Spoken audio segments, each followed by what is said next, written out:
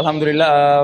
Recently বৈষম্য বিরোধী ছাত্র জনতা আন্দোলনে যারা প্রাণ হারিয়েছেন, এই জয়টা আমরা তাদের উদ্দেশ্যে উৎসর্গ করছি এবং তাদের জন্য অনেক অনেক দোয়া।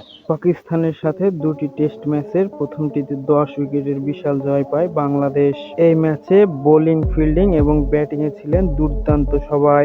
পাকিস্তানের সাথে এই দুর্দান্ত জয়ে সবচাইতে বড় অবদান রাখে Mushfiqur Rahim.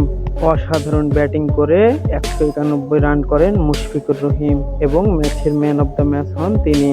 Man of the match হয়ে ম্যান অব দ্য ম্যাচের প্রাইজ মানি ডোনেট করে দিলেন দেশের বন্যার্ত মানুষের জন্য। অপরদিকে লিটন কুমার দাস এই বিশাল জয়ে ম্যাচ শেষে ফেসবুক স্ট্যাটাসে বলেন, দেশের এমন পরিস্থিতিতে পাকিস্তানকে প্রথমবারের মতো 10 উইকেটে হারিয়েও এই জয়টা উপভোগ করতে পারছি না। এবং তিনি আরো বলেন, আজকের ম্যাচে আমি energetic player of the match হয়েছি। আর এই এনার্জেটিক প্লেয়ার অব দ্য ম্যাচের পুরস্কার হিসেবে যে অর্থ পাবেন তিনি, সেই অর্থ বন্যার্তদের দেওয়ার ঘোষণা দেন তিনি।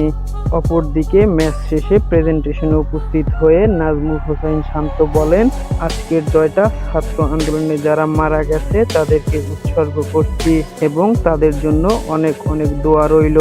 দর্শক, কেমন লেগেছে পাকিস্তানের সাথে এমন জয়? মন্তব্য করুন কমেন্ট বক্সে।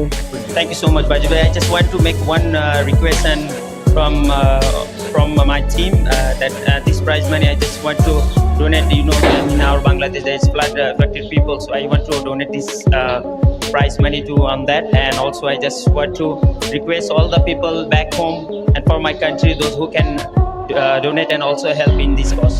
Thank you very much. আলহামদুলিল্লাহ। রিসেন্টলি বৈষম্য বিরোধী ছাত্র জনতা আন্দোলনে যারা প্রাণ হারিয়েছেন, এই জয়টা আমরা তাদের উদ্দেশ্যে উৎসর্গ করছি এবং তাদের জন্য অনেক অনেক দোয়া।